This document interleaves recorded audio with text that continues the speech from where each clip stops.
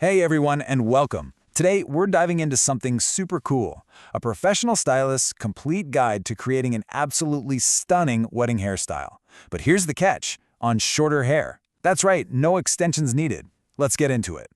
So you have short hair, and maybe you've got a wedding or some other big event on the calendar. And you're probably thinking, ugh, what can I even do with it? Well, what if I told you there's a pro technique to get all that volume, that elegance, that beautiful updo vibe, without a single extension? Yeah, it's possible. Let's see how it's done. All right, here's the plan. First, we're going to look at the hair itself. What are we up against? Then, we'll see how to build that all-important foundation with curls. After that, it's all about crafting the perfect, voluminous puff. Then we'll tackle framing the face, and finally, we'll pull it all together with the finishing touches and the big reveal. Okay, first things first. Before a stylist even picks up a comb, they have to understand the canvas, right? It's all about looking at the hair, seeing its unique quirks and challenges, so you can choose exactly the right moves for the job. Now, this particular hairstyle is a really interesting puzzle. We're dealing with medium short hair, and the client specifically said no extensions, so we have to work with what we've got. On top of that, there's an existing haircut to navigate, a whole bunch of those little baby hairs at the hairline, and a smaller forehead. All of these things together make creating that perfect, balanced look, well, a real challenge. So, with all those challenges, where do you even start? Well, it all begins with the foundation, and I mean everything. We're not just throwing in a few curls here. Nope. We are strategically building a base that's going to give us the volume, the texture, and most importantly, the grip we need for this whole style to work. The prep work here is just meticulous. It starts with crimping and blow drying. This isn't for style, it's for texture. It gives the hair some grit so it'll actually hold. Then, it's all about super precise sectioning. You've got an ear-to-ear part that separates the front from the back. Then, right at the crown, a C-shaped section is clipped away. We're going to save that for the puff later. And for all the hair left in the back, a little back combing at the roots just to start building that initial volume.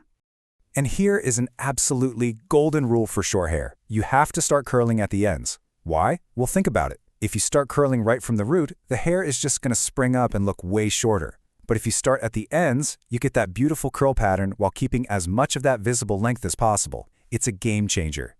And this layering technique is just genius. Using a 22mm curling iron, the stylist starts on the very bottom layer, curling just the ends. Then, for the next section up, they start to curl a tiny bit higher.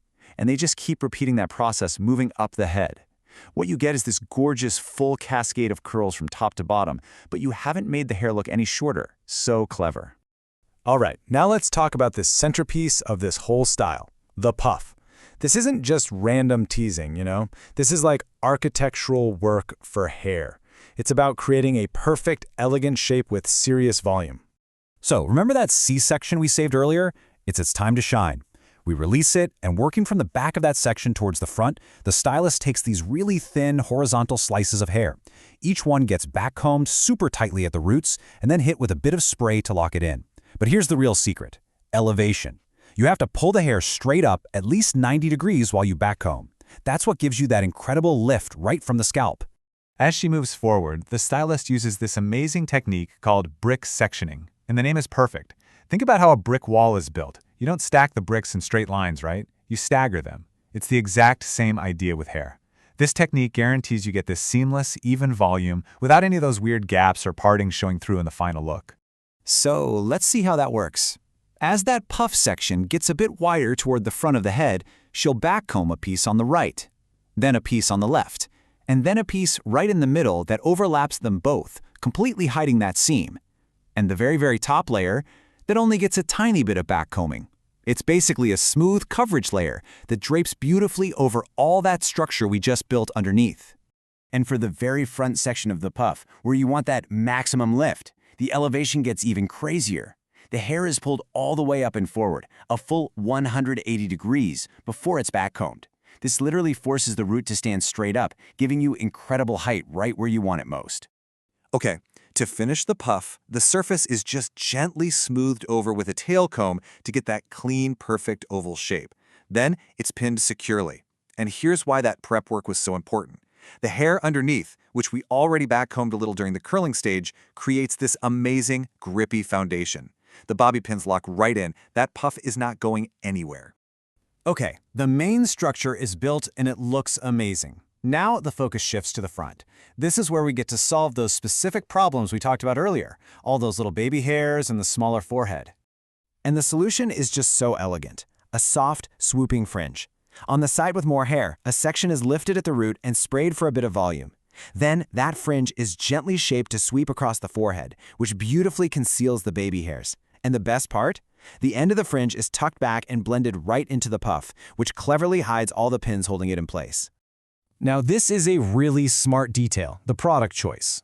For that main, fuller part of the fringe, a good old hold spray is perfect. It gives it that firm control it needs. But on the other side, where the hair is a little sparser, a spray can make it look clumpy or sticky. So instead, the stylist uses a dust powder. This is brilliant because it keeps the hair looking dry and airy, but still adds texture and a bit of lift. It's the perfect choice for those finer sections. All right, we have built our foundation, we've crafted the perfect puff, and we've framed the face. Now it is time for those final, magical touches that bring the entire look home. So the last few steps are all about the details. Those remaining pieces at the front are curled away from the face to really open up her features. The hair that's actually flowing from the puff gets curled too, with just a little more backcombing at the base for an extra bit of pop. Each curl is then defined to make it look super polished and bouncy. And for the final, perfect bridal touch, a beautiful decorative hairband is added and secured with some invisible pins. And there you have it. You know, what started out as a tricky canvas, short hair, baby hairs, a tricky haircut, has been totally transformed into something that is just so chic and elegant. And I think the biggest takeaway here is this. It really isn't about how long your hair is. It's about having the right skills and techniques. When you really understand how to tackle specific challenges, a beautiful result is possible on literally any hair. I mean, this just goes to show that with the right know-how, any hair type can look absolutely incredible. It really makes you wonder, right?